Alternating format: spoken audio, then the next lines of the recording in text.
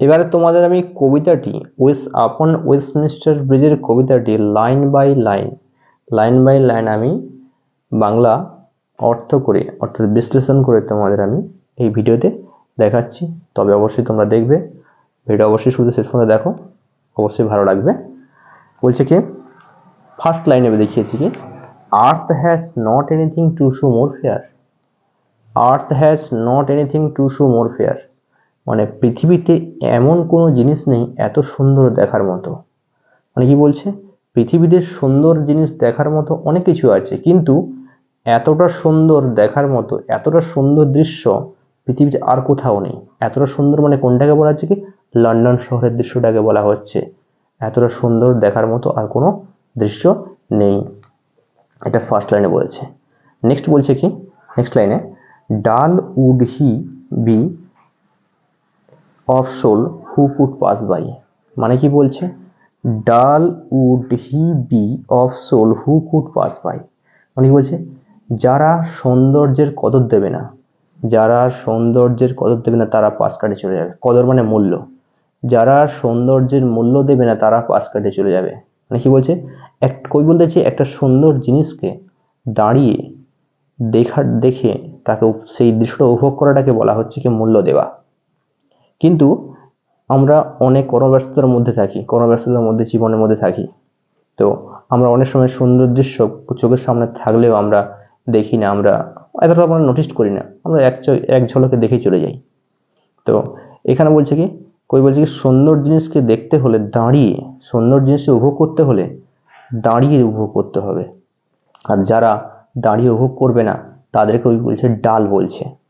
এ বলছে dull would he be of soul who could pass by, মানে বলছে যারা সৌন্দর্যের কদর দেবে না তারাই পাশ কাটিয়ে চলে যাবে, আর যারা সৌন্দর্যের কদর দেবে তারাই কি দাঁড়িয়ে দেখবে।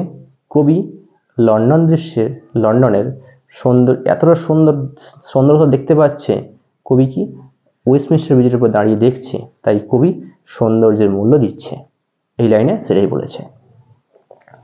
নেক্সট লাইনে কি বলছে, a sight so touching in its majesty, একটি দৃশ্য এতটা আকর্ষণীয় এর মহিমাতে।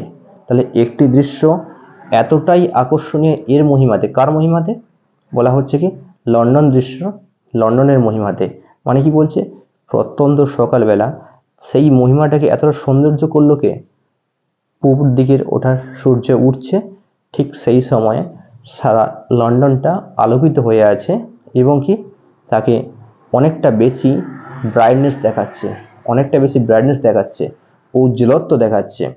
তাই কি বলছে যে একটি দৃশ্য এতটা আকর্ষণীয় তার মহিমাতে। অর্থাৎ মানুষ যখন সচরাচর নর্মাল যেমন পোশাক পরে থাকে, তাকে যেমন বলা যেতে পারে তাকে যেমন মহিমাতে দেখতে পাওয়া যায়, কিন্তু যখন সে জাঁকজমক পোশাক পরে তখন কিন্তু তাকে অন্যরকম মহিমাতে লাগে। এনে কি বলছে, লন্ডনকে অন্যরকম মহিমাতে দেখাচ্ছে। লাইনটা বলছে, a sight so touching in its majesty, একটি দৃশ্য, সাইট মানে দৃশ্য, এতটা আকর্ষণীয় এর মহিমাতে। নেক্সট বলছে কি, this city now doth like a garment wear. এখানে ডোথ মানে ডাজ, এই শহরটি এখন একটা পোশাক পরে আছে, এই শহরটি এখন একটি পোশাক পরে আছে। কিসের পোশাক, গার্মেন্ট ওয়্যার, এটা সৌন্দর্যে, এটা শহরটি একটা পোশাক পরে আছে, এই শহরটি এটি একটা পোশাক পরে আছে। তাহলে মানুষ যখন পোশাক পরলে তখন তাকে যখন যেভাবে যেমন রূপে দেখায়, এখানে কবি বলছে কি লন্ডন শহরটি একটা পোশাক পরে আছে, তাই তাকে সেই রকমের রূপে বা সেই রকম মহিমাতে তাকে দেখাচ্ছে। নেক্সট লাইনে কি বলেছে, the beauty of the morning silent and bar. কি বলছে, the beauty of the morning, সকালের সৌন্দর্যটা কেমন সৌন্দর্য, সাইলেন্ট নীরব, অ্যান্ড বার এবং কি আবরণহীন। আবরণহীন মানে কি, প্রকৃতিতে কোনোভাবে কোথাও কুয়াশা নেই, কোথাও কোনো ধোঁয়া নেই অর্থাৎ স্মোকও নেই, কোথাও কোনো ধুলোবালিও নেই, পুরোটাই পরিষ্কার এবং কি নীরব হয়ে আছে। মানে তখন পর্যন্ত লন্ডনবাসীরা ঘুম থেকে সবাই ওঠেনি, কিছুজন উঠেছে, যারা ব্যস্ততার মধ্যে আছে তারাই জীবনের মধ্যে সকাল উঠতেই হবে, কিছুজন উঠেছে, কিন্তু সবাই ওঠেনি। এখানে কি বলছে সাইলেন্ট অ্যান্ড বিয়ার, এবং কি নীরব ও আবরণহীন পোশাক পরে আছে। তাহলে তোমাদের কোশ্চেন পড়তে পারে এখানে শহরটি কোন পোশাক পরে আছে, এটা নীরব এবং আবরণহীন পোশাক পরে আছে। নেক্সট বলছে কি ships, towers, domes, theatres and temple lie. জাহাজগুলো, টাওয়ারগুলো, ডোমস মানে গোলাকার মন্দিরগুলো, থিয়েটার নাট্যশালা, অ্যান্ড টেম্পল মন্দির লাই শুয়ে আছে। মানে কি কবি ওয়েস্টমিনস্টার ব্রিজ থেকে এগুলো দেখতে পাচ্ছে। শিপস কোথায় দেখছে, টেমস নদীতে ওরা নঙ্গর দিয়ে আছে, তাহলে এরাই কি সবাই শুয়ে আছে। কবি বলেছে কি এরা সবাই শুয়ে আছে। কারা শুয়ে আছে, ships, towers, domes, theatres and temples, এরা সবাই শুয়ে আছে। তাহলে কখন উঠবে, যখন মানুষ ঘুম থেকে জেগে উঠবে, এরাই তখন জেগে উঠবে। বলছে কি কোথায় শুয়ে আছে, এটা নেক্সট লাইনে বলছে কি ওপেন আনটু দ্য ফিল্ডস, খোলা মাঠের ওপর ওরা শুয়ে আছে, অ্যান্ড টু দ্য স্কাই এবং কি আকাশের নিচে। তাহলে খোলা, আমরা প্রতি প্রত্যেকে কোথায় থাকি, আছি খোলা আকাশের নিচে এবং মাটির ওপরে। এরা প্রতি প্রত্যেকে, এখানেও কবি বলছে কি এরা শুয়ে আছে কোথায়, আনটু দ্য ফিল্ডস মাঠের উপরে, অ্যান্ড টু দ্য স্কাই খোলা আকাশের নিচে। নেক্সট লাইনে বলছে কি all bright and glittering in the smokeless air. সমস্ত কিছু, অল ব্রাইট সমস্ত কিছুই কি করছে, bright and glittering in the smokeless air, সমস্ত কিছু চকচক ও ঝকঝক করছে স্মোকলেস এয়ার মানে কি ধোঁয়াহীন বাতাসে।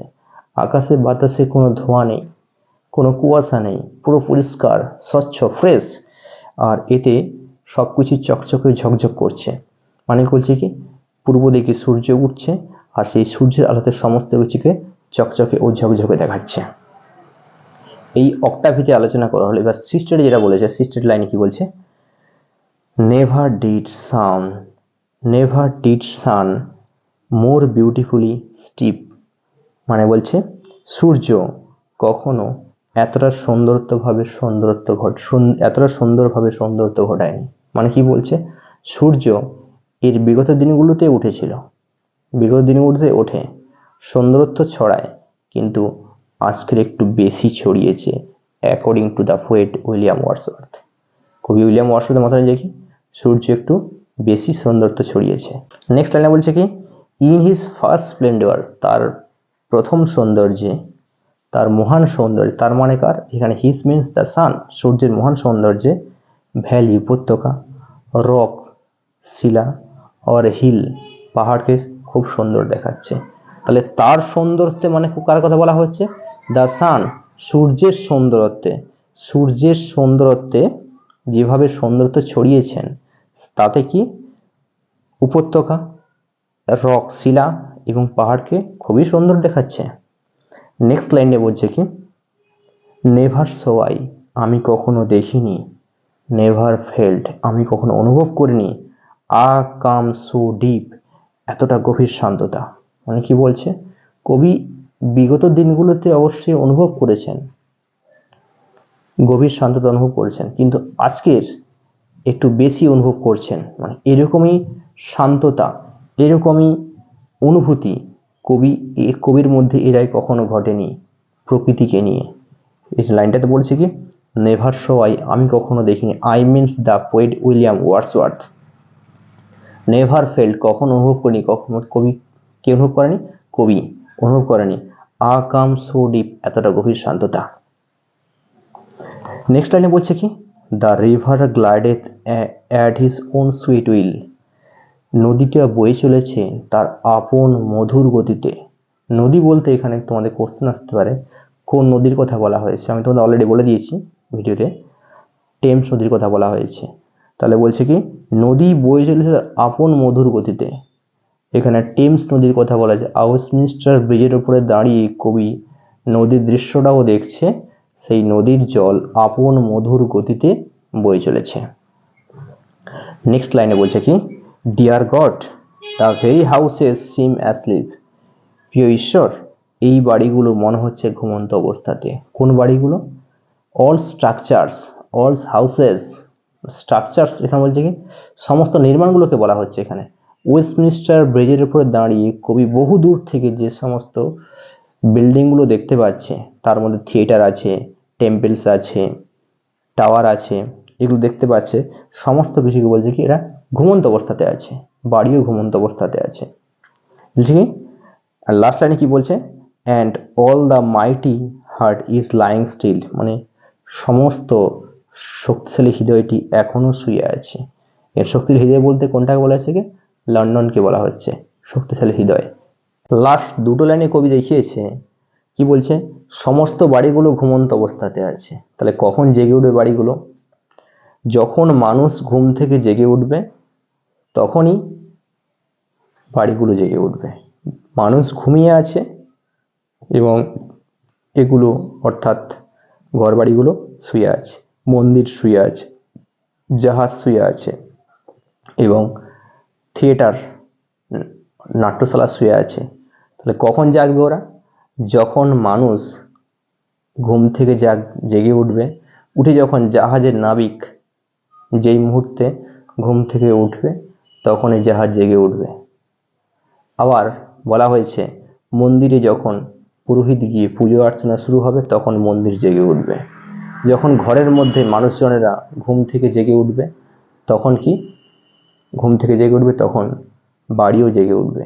নাট্যশালায় যখন নাটক শুরু হবে তখন কি, নাট্যশালা এর আগে ঘুমন্ত অবস্থায় ছিল, এবার কি শুয়ে ছিল, এবং নাট্যশালা যখন নাটক শুরু হবে তখন কি নাট্যশালাও জেগে উঠবে। তাহলে কি কবি এইরকম ভাবে অর্থাৎ সমস্ত স্ট্রাকচারগুলোর মধ্যে ব্যক্তিত্ব রূপ দিয়েছেন, অর্থাৎ জীবন দিয়েছে। তাহলে কি, যখন মানুষ ঘুম থেকে উঠবে ওরা ঘুম থেকে উঠবে, মানুষ যখন ঘুমিয়ে পড়বে তখন ওরা শুয়ে পড়বে, ওরা মানে ওরা সমস্ত স্ট্রাকচারগুলো শুয়ে পড়বে। এটাই ছিল কবিতার প্রত্যেকটা লাইনে আমি লাইন বাই লাইন আলোচনা করলাম। এটাই হচ্ছে কবিতার বিষয়টা ছিল। কি বলছে, সমস্ত বাড়িগুলো ঘুমন্ত অবস্থাতে আছে। তাহলে কখন জেগে উঠবে বাড়িগুলো? যখন মানুষ ঘুম থেকে জেগে উঠবে তখনই বাড়িগুলো জেগে উঠবে। মানুষ ঘুমিয়ে আছে এবং এগুলো অর্থাৎ ঘরবাড়িগুলো শুয়ে আছে, মন্দির শুয়ে আছে, জাহাজ শুয়ে আছে এবং থিয়েটার নাট্যশালা শুয়ে আছে। তাহলে কখন জাগবে ওরা? যখন মানুষ ঘুম থেকে জেগে উঠবে, উঠে যখন জাহাজের নাবিক যেই মুহূর্তে ঘুম থেকে উঠবে তখনই জাহাজ জেগে উঠবে। আবার বলা হয়েছে মন্দিরে যখন পুরোহিত গিয়ে পুজো অর্চনা শুরু হবে তখন মন্দির জেগে উঠবে। যখন ঘরের মধ্যে মানুষজনেরা ঘুম থেকে জেগে উঠবে তখন কি, ঘুম থেকে জেগে উঠবে তখন বাড়িও জেগে উঠবে। নাট্যশালায় যখন নাটক শুরু হবে তখন কি, নাট্যশালা এর আগে ঘুমন্ত অবস্থায় ছিল, এবার কি শুয়ে ছিল, এবং নাট্যশালা যখন নাটক শুরু হবে তখন কি নাট্যশালাও জেগে উঠবে। তাহলে কি কবি এইরকম ভাবে অর্থাৎ সমস্ত স্ট্রাকচারগুলোর মধ্যে ব্যক্তিত্ব রূপ দিয়েছেন, অর্থাৎ জীবন দিয়েছে। তাহলে কি, যখন মানুষ ঘুম থেকে উঠবে ওরা ঘুম থেকে উঠবে, মানুষ যখন ঘুমিয়ে পড়বে তখন ওরা শুয়ে পড়বে, ওরা মানে ওরা সমস্ত স্ট্রাকচারগুলো শুয়ে পড়বে। এটাই ছিল কবিতার প্রত্যেকটা লাইনে। আমি আশা করি তোমরা বুঝতে পেরেছ আমি কতটা সহজে line by line composed upon Westminster Bridge by William ওয়ার্ডসওয়ার্থের লেখা এই কবিতার লাইন বাই লাইন আলোচনা করলাম। তো ভিডিও অবশ্যই ভালো লাগে থাকলে পরে অবশ্যই লাইক করবে, সাবস্ক্রাইব করে রাখবে, বন্ধুদের মধ্যে লিঙ্কগুলো শেয়ার করবে। আমি পরবর্তীতে এই কবিতার উপরে সম্ভাব্য short question, MCQ question, long question কি আসতে পারে আমি অবশ্যই আলোচনা করব এবং পরবর্তী নেক্সট কোনো টপিক নিয়ে আলোচনা করব। তার জন্য চ্যানেলটা সাবস্ক্রাইব করে রাখো।